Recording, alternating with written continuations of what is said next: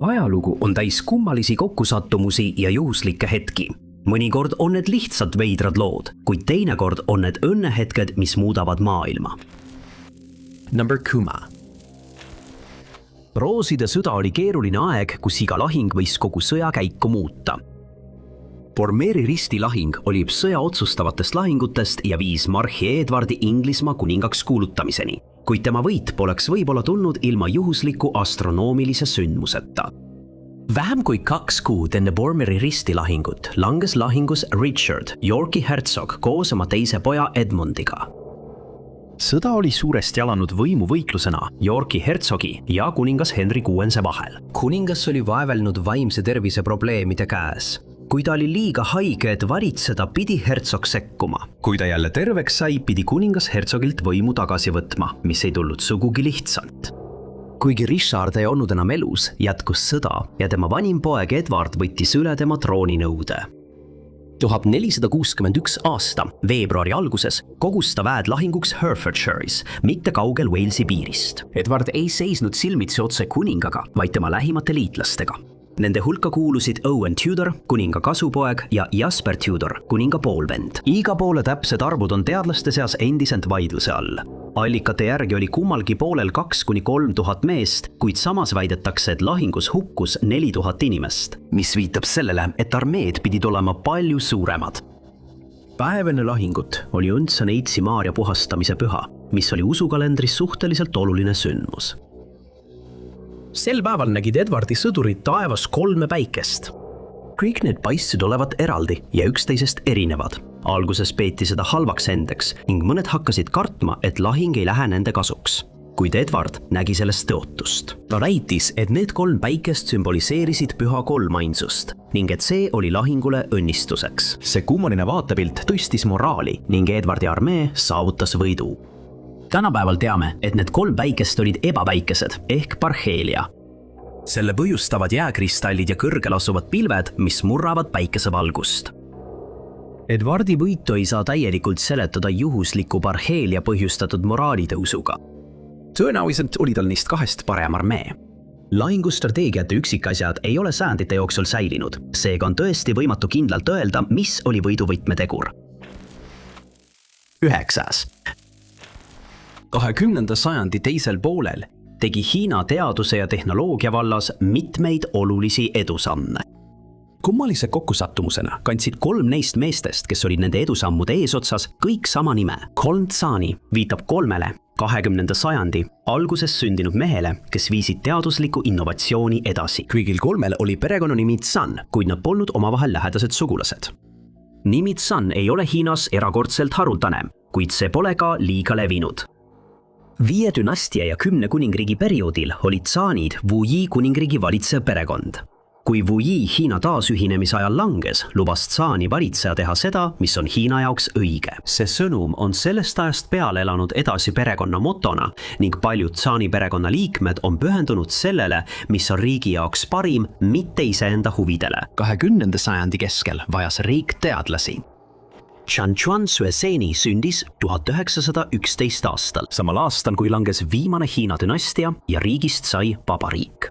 Norrena tundis Sue Suesen huvi teaduse ja matemaatika vastu ning reisis Ameerika Ühendriikidesse, et oma õpingud lõpetada. 1939 aastal omandas Sue Suesen California Tehnoloogia Instituudis doktorikraadi lennunduses ja matemaatikas. Ta alustas oma karjääri õpetajana Caltechis ja aitas isegi kaasa USA sõjapingutustele rakettide projekteerimisega.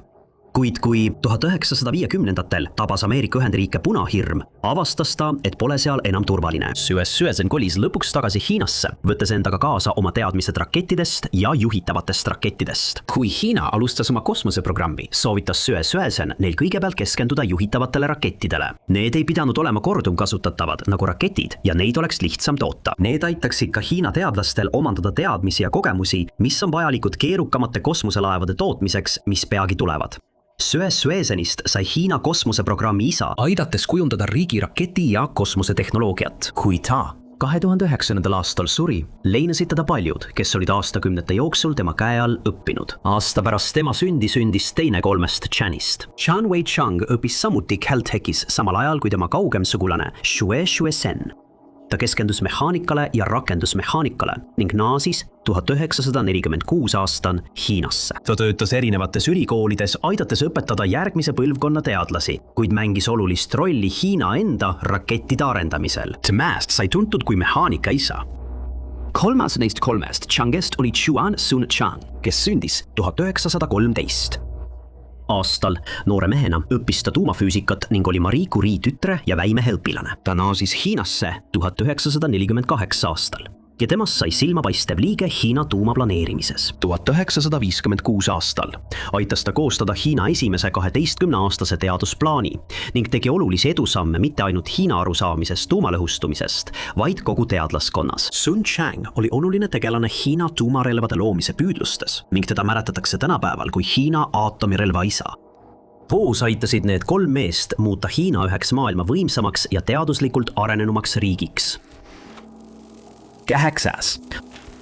Charles Lightholleri elu oli täis nii palju õnne ja kokkusattumusi, et ta suutis inspireerida filmitegelasi ja filme, mis räägivad kahest täiesti erinevast ajaloolisest sündmusest. Lightholler oli meremees, kes oli juba enne Titanicule minekut 1912 aasta aprillis elanud seikluslikku elu. Ta oli purjetanud alates 13. eluaastast ja oli juba üle elanud mitu õnnetust merel. 1910. aastal liitus ta White Star Line'iga ja 12 aastat hiljem määrati ta Titanicu teiseks ohvitseriks. 1912 aasta. 14. aprilli ööl oli Lightholler parasjagu vahist vaba, kui laev põrkas kokku jäämäega. Kui ta mõistis, mis toimub, võttis ta enda peale päästepaatide täitmise ja vette laskmise korraldamise. Ta võttis kapteni korraldust evakueerida naised ja lapsed väga tõsiselt ning ei lubanud meesreisijatel päästepaatidesse minna. Sel ööl lubati vaid ühel meesreisijal pääseda ühte Lightholleri paatidest. Leiva meeskonnaliikmeid polnud saadaval, et alust juhtida ja reisija pakkus end ise välja, kuna tal oli jahtlaeval kogemusi. Kuigi tema tegusid on hiljem kritiseeritud, päästis Lightholler kahtlemata palju elusid. Kui laev põhja läks, üritas Lightholler vette lasta kokkupandavat päästepaati. Vette sattudes tõmmati ta vee alla ja suruti katlaruumi ventilatsiooni šahti resti vastu. Külm vesi, mis tabas endiselt kuumi katlaid, põhjustas energiaplahvatuse, mis paiskas Lightholleri tagasi pinnale. Ta oli ümber läinud päästepaadi lähedal ja suutis sellele ronida. Lightholler oli kõige kõrgem auastmega meeskonnaliige, kes Titanicu hukust ellu jäi, kui ainult juhuse tõttu ei tabanud teda sama saatus nagu paljusid tema kaaslasi. Vaid mõned aastad hiljem puhkes Esimene maailmasõda. Lightholler jätkas tööd ookeanil. Algul White Stari panusena sõjapingutusse ja hiljem sõjaväe koosseisus. Ta aitas juhtida torpeedopaate ja allveelaevu lahingusse. Siis, peaaegu täpselt 6 aastat pärast Titanicu hukku, seisis ta taas silmitsi tuttava olukorraga. 1918. aasta 1. aprillil põrkas laev, mille pardal Lightholler viibis, kokku traaleriga. Laev püsis vee peal veel mõned tunnid ning Lightholler oli üks viimastest pardal enne, kui enamik meeskonnast evakueeriti turvaliselt. Viimane suur sündmus tema elus leidis aset palju aastaid hiljem, Teise maailmasõja alguses. Ta oli White Stari liinil pensionile jäänud, kuid armastas endiselt merd. Tal ja ta naisel oli jaht, mille nad olid korda teinud ja mille nimi oli Sundowner. 31. mail 1940 kutsus admiraliteet Lightholleri ja küsis, kas nad võivad Sundowneri enda kontrolli alla võtta, et sellega üle Inglise kanali sõita. See oleks olnud üks lugematutest väikestest paatidest, mis sõitsid Dunkirki, et seal sõdureid päästa. Lightholler keeldus jahti loovutamast, kuid ütles, et sõidab sinna ise. 66-aastaselt asus ta teele koos oma poja Rogeriga, 18-aastase mereskautiga, et päästa lõksu jäänud sõdureid. Jaht polnud kunagi varem vedanud rohkem kui 21 inimest, kuid tal õnnestus päästa Dunkirki randadelt 130 meest. Lightholleri teod inspireerisid tegelast Christopher Nolani filmis Dunkirk. See oli uus teada, mis pani Lightholleri õigesse või valesse kohta õigel ajal, kuid tal õnnestus kõik need erakordsed kogemused üle elada ilma tõsiste vigastusteta. Number 7. Mõned kõige veidramad kokkusattumused tekivad siis, kui ajaloo kummaliselt sarnased sündmused näivad aset leidvat samal ajal, kuid täiesti erinevates kohtades. 3. sajandil kogesid 2 tollase maailma suurimat impeeriumi mõlemad vapustust, mis jättis nad lõhestatuks ja igaveseks muutuluks. Eurasia lääneosas asus Rooma impeerium. Impeeriumis oli probleemid põlvkondade kaupa kasvanud. Keisri edu ei määratud ühe kindla viisi järgi. Trooni rivaalitsevad pretendendid võisid kogu impeeriumi kiiresti kodusõtta paisata, kui üht neist kohe teisele ei eelistatud. Imperium oli surve allpõhjas Gooti ja Germaani hõimude ning idas Sassaniidi Pärsia impeeriumi poolt. Haigused ja viletsad saagid põhjustasid toidupuudust ning vähendasid kogutavate maksude hulka.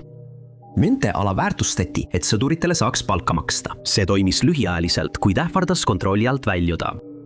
3. sajandi kriisi ametlik algus oli aastal 235, kui keiser Severus Alexander kaotas oma elu omaenda vägede käe läbi. Järgmise 50 aasta jooksul kuulutati välja vähemalt 20 erinevat keisrit. Enamikul neist polnud tegelikku võimu. Nad olid sageli armeejuhid, kes olid lahingus oma vägede lojaalsuse võitud, aga ta võis selle usalduse sama lihtsalt kaotada. Kui keiserit ei kõrvaldanud rivaalpretendent, võis ta avastada, et teda ründavad tema enda sõdurid, kes enam ei uskunud, et ta on selleks ametiks õige inimene. Kriisi kestel jagunes impeerium 3 erinevaks osaks. Põhjas ja läänes eraldusid Gallia, Hispaania ja Britannia Gallia impeeriumist. Levant ja Egiptus said Palmyra Imperiumiks. Need 2 uut impeeriumi ei olnud tingimata tõelise impeeriumi vastu mässus, vaid püüdsid end kaitsta väliste rünnakute eest, olgu selleks siis Germaani hõimud või Sassaniidid. Aastal 270 võttis keiser Aurelianus impeeriumi juhtimise üle. Tal õnnestus taas ühendada ja tuua Gallia ning Palmyra impeeriumit tagasi Rooma koosseisu ning peatada suurem osa võitlustest. Kriis jätkus veel 10 aastat pärast Aurelianust, kuid lõpuks võttis võimu Diocletianus, kes viis läbi poliitilisi ja majanduslikke reforme, mis hoidsid Rooma impeeriumi elus veel sajandeid. Euraasia teises otsas seisis Hiina silmitsi sarnase probleemiga. Hani dünastia oli üks pikimaid Hiina ajaloos, kuid oli aastaid võidelnud korruptsiooniga. Tegelikud valitsejad ei püsinud troonil kaua, kuid just eunuhhid hoidsid enamiku võimust enda käes. Kõrged maksud ja näljahäda põhjustasid talupoegade seas ülestõusu. Sõdurid olid lojaalsemad sõjapealikele kui keisrile. Lõpuks kasutasid need sõjapealikud seda võimu ära. Hani dünastia varises ametlikult kokku aastal 220, vaid 15 aastat enne Rooma kriisi ametlikku algust. Hiinad jagunes 3 kuningriigiks, mis olid omavahel sõjas kuni aastani 280 mill. Qini dünastia keiser Wu ühendas Hiina taas. Nende 2 kriisi kattumine oli täiesti seosetu ja juhuslik. Ajajoont aitavad meil mõista, kuidas paljud ajaloo sündmused ei olnud üksteisest eraldatud mitte ajaliselt, vaid ainult geograafiliselt. Number 6. 1936 aastal kolis jõukas aadlik Inglismaa maapiirkonnas asuvasse mõisasse. Nii palju kui tema naabrid või uued sõbrad teadsid, polnud temas midagi ebatavalist ega kahtlast.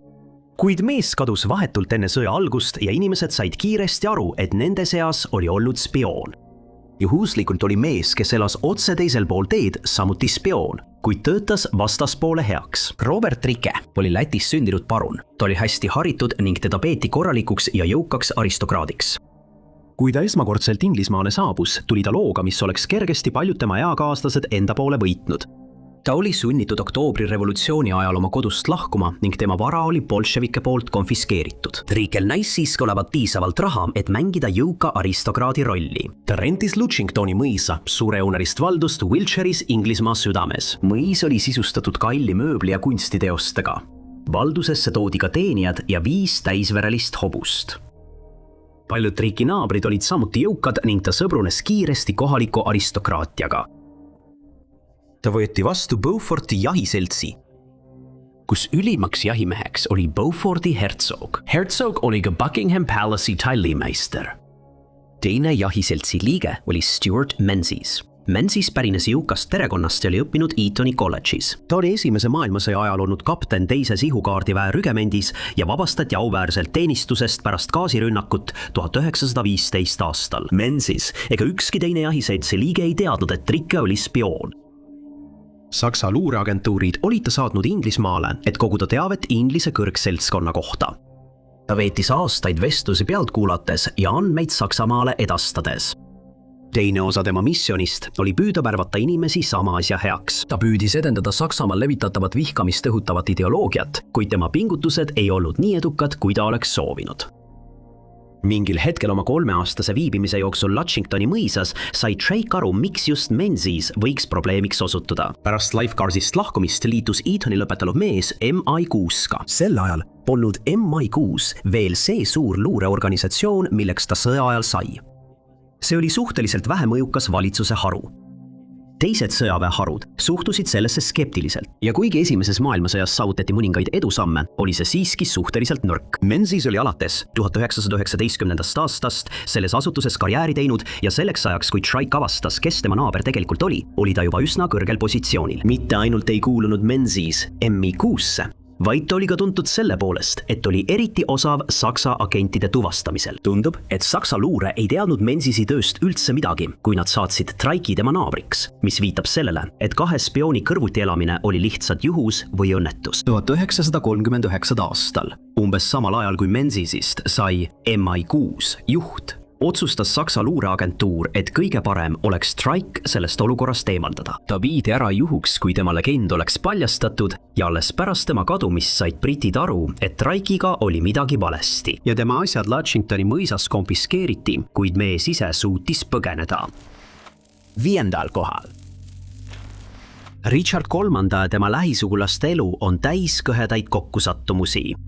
Üks kõige krühedamaid on 2 sünget sündmust, mida lahutab täpselt 1 aasta. 9. aprillil 1483 suri Richardi vanem vend Edward IV Westminsteri palees. Ta kuulutati kuningaks teist korda 12 aastat varem pärast aastatepikkust võitlust rooside sõja ajal. Kuid Edwardi teise valitsemisaja 12 aastat olid olnud suhteliselt rahulikud. Kuningal oli 2 poega ja tütar ning ta arvatavasti lootis, et saab krooni hõlpsasti oma vanimale pojale edasi anda, kui ta sureb. See lahkumine tuli palju varem, kui keegi oleks osanud oodata. Ta oli vaid 40 aastat vana, kui ta äkitselt haigestus. Tema haiguse täpse põhjuse üle on teadlased vaielnud sellest ajast peale, kui ta suri. Teooriad hõlmavad kopsupõletikku ja tüüfust või haigust, mille võis põhjustada üks Edwardi arvukatest suhetest. Mis iganes põhjus ka polnud, kui ta suri, kuulutati tema poeg Edward järgmiseks Inglismaa kuningaks. Kuid Edward V oli vaid 13-aastane ega saanudki kunagi kroonimistseremooniat. Tema ja tema õed-vennad kuulutati sohilasteks ning troon läks hoopis Edwardi onule, Richard III. Edward ja tema noorem vend elasid kuninglikes ruumides Londoni Toweris, kui nad salapäraselt kadusid. Richard krooniti 6. juulil koos oma naisega ühisel tseremoonial. Tseremoonial puudus nende poeg, kelle nimi oli samuti Edward. Edward Middletonist oli Richardi ainus seaduslik poeg. Kahjuks on ajaloolistes allikates tema kohta vähe üksikasju, sealhulgas tema täpne sünniaeg, mis oli aastatel 1473 kuni 1476. Võimalik, et Edward oli nõrga tervisega laps, mis seletaks, miks teda harva Middletonist väljas nähti. 1483. aasta septembris nimetati ta ametlikult Walesi printsiks, kuid ajalooliste allikate järgi ei suutnud ta tol ajal kõndida ja teda tuli kanderaamil kanda. 1484. Aasta kevadel läksid kuningas ja kuninganna ametlikule ringreisile mööda kuningriiki, mida tuntakse kuningliku ringreisina. Noor prints ei olnud nendega kaasas. Ühe allika järgi oli võimalik, et Edward jäeti põhja uue režiimi sümbolina, kuid tõenäolisem teooria on, et ta oli lihtsalt liiga haige, et reisida. Sellegipoolest ei arvanud ei kuningas ega kuninganna, et haigus osutub nii laastavaks, nagu see oli. Peaaegu kaasaegsete kroonikute sõnul suri Edward oma onu surma esimese aastapäeva paiku. Täpset kuupäeva ei ole kunagi kindlaks tehtud, kuid sageli on see kirjas kui 9. aprill 1484. Isegi kui see juhtus vaid aprilli esimeses pooles, oleksid need kõhedad kokkusattumused Richardi jaoks paistnud halva endena, eriti kuna tema naine suri vaid mõni kuu hiljem. Number Neeli. Karl Suur on tuntud kui üks ajaloo suurimaid kuningaid, kes ühendas impeeriumi, mis ulatus üle tänapäeva Prantsusmaa, Saksamaa ja Itaalia. Kuid kui poleks olnud ühe ebatavalise surma juhuslikku ajastust, Frangi kuningriigi saatus oleks võinud olla hoopis teistsugune. Vaid 3 aastat pärast Karl Suure sündi sai tema isa Pepin Lühike veel ühe poja, Karlomani. Karloman oli vaid 3-aastane, kui paavsta frankide kuningaks võidis. Tema vend ja isa võitis samuti ning sai tseremoonial sama tiitli. Paavst kohtles Karlomani kogu tema elu jooksul nagu Karl Suurega võrdset ning poliitilised suhted teiste Euroopa aadlikega ei eelistanud tingimata üht teisele. Aastal 768 suri Pepin. Frangi traditsioonide kohaselt jagati kuningamaa kõigi tema pärijate vahel. Pepini valdustes oli selge motiiv ja ilmne lõhe. Tema impeerium koosnes 2 traditsioonilisest valdusarast, Neustria ja Austraasia, mis koosnesid vastavalt impeeriumi lääne ja kirde osast. Kuid Pepin ei jaganud kuningriiki nende joonte järgi. Selle asemel anti Karlomanile kuningriigi sisemaa, samal ajal kui Karl Suur sai alad, mis ümbritsesid tema venda. Karlomani alade kaitsmine oli lihtsam, kuid need olid ka vaesemad piirkonnad. miks selline jagunemine valiti, on siiani mõistatus, kuid arvatakse Pepin püüdis näidata, et impeerium on endiselt ühtne, kuid seda valitsevad kaks erinevat inimest. Kahjuks tundub, et Karl Suur ja Karloman ei saanud sel ajal omavahel läbi. Karloman oli vaid 17. Ta oli kuningaks saades 10-aastane ja Karl Suur oli vaid 21-aastane. Ajaloolased on arutanud, kui suur vaen kahe venna vahel tegelikult oli, kuid kindlasti oli hetki, mil olukord nende vahel muutus pingeliseks. Kui Karloman üritas mässu maha suruda, näis Karloman oma vanemat venda õõnestavat. Karl Suur oli siiski edukas, kuid noorema kuninga tegusid kasutati hiljem tõendina selle kohta, et nad ei saanud omavahel läbi. Samuti tuli arvestada Põhja-Itaalias asuva Lombardide kuningriigiga. Lombardid asusid otse Karlomani piiril ja olid tema suurimaks ohuks. Tema ema korraldas abielu Lombardide kuninga tütre ja Karl Suure vahel, mis sisuliselt lõpetas ümberpiiramise. Aastaks 771 näis, et kaks venda olid teel sõtta. Ajaloolased on arutlenud, kas see oleks tegelikult võinud juhtuda. Nad toovad välja, et Karl Suur oli oma hilisemas valitsemisajas pragmaatiline ning on võimalik, et see oleks võinud jätkuda külma sõjana palju kauem. Aga siis juhtus midagi ootamatut. Karloman suri. Täpne põhjus pole teada, kuigi on kirjas, et tal oli tugev ninaverejooks. See oli tõenäoliselt siiski millegi muu sümptom. Ei arvatud, et Karl Suur oleks olnud oma venna surmaga seotud. Tegu oli loomulike põhjustega, lihtsalt kummalise kokkusattumusega. Karlomanil olid väikesed pojad, kes oleksid pidanud olema tema pärijad, kuid nad olid tema surma ajal alles inikud. Karlomani aadlikud valisid tema venna tema lese asemel ning Karl Suur sai kogu Frangi impeeriumi ainuvaritsejaks. Karlomani Suur vallandas ka sõja langobardidega. Karl Suur ei vajanud neid enam oma venna surve all hoidmiseks ning hülgas oma naise varsti pärast Karlomani surma. Frangi kuningas vallutas kiiresti langobardide kuningriigi, laiendades impeeriumi veelgi. Kui Karloman oleks elanud vaid veidi kauem, oleks ajalugu võinud kujuneda hoopis teistsuguseks, muutes Euroopa nägu sajanditeks. Kolmas. Vaid mõne tunni jooksul raputasid 4 võimsat maavärinat 3 erinevat riiti üle maailma Vaikse ookeani piirkonnas. Kui päästeoperatsioonid algasid, spekuleerisid inimesed, milline seos neil maavärinatel võiks olla. Aga teadlaste sõnul olid neist 4 omavahel seotud vaid 2. Värisemine algas 24. juunil 2026 veidi pärast kella 8:10 hommikul. Redwood Valleys, Californias. Pärast mõnekuulist tugevat värisemist maavärinad vaibusid ja enamik inimesi, kes seda tundsid, suutsid taas jalule tõusta. See osariik on üks maailma kõige paremini maavärinateks ettevalmistatud paiku. See maavärin oli magnituudiga 5,6, mis polnud küll tühine, kuid ei põhjustanud liiga palju kahju. Vee- ja elektriliinid said kannatada ning vähemalt 1 maja katus varises kokku. Vigastada sai 6 inimest. 7 tundi hiljem enam kui 3500 miili kaugusel tabas veelgi tugevam maavärin. Seekord toimus maavärin Venezuelas ja Kuuvi piirkonnas. See oli palju tugevam, ulatudes magnituudini 7,2 ja selle asukoht muutis selle veelgi laastavamaks. Maavärin oli põhjustatud nihke liikumisest Pocano murrangul, mis on üks paljudest murrangutest Kariibi ja Lõuna-Ameerika laama piiril. 2 laama libisesid teineteisest mööda, põhjustades kahjustavaid laineid, mis levisid üle kogu piirkonna. Vaid mõni sekund hiljem vallandus sama murrangusüsteemi piirkonnas veel üks maavärin. Seekord oli kahjustuste põhjuseks peamine San Sebastiani murrang ning maavärina tugevus ulatus 7,5 magnituudini. Koos põhjustasid mõlemad maavärinad laialdast hävingut üle kogu riigi. Eriti rängal said kannatada pealinn Caracas ja La Guaira osariik. Nende piirkondade hooned ei olnud projekteeritud taluma nii tugevat värisemist. Rohkem kui 80% hoonetest varises kokku. Otsingu ja päästetööd algasid kohe, kuid rohkem kui kuu pärast maavärinat oli endiselt 10 000 inimesi kadunud.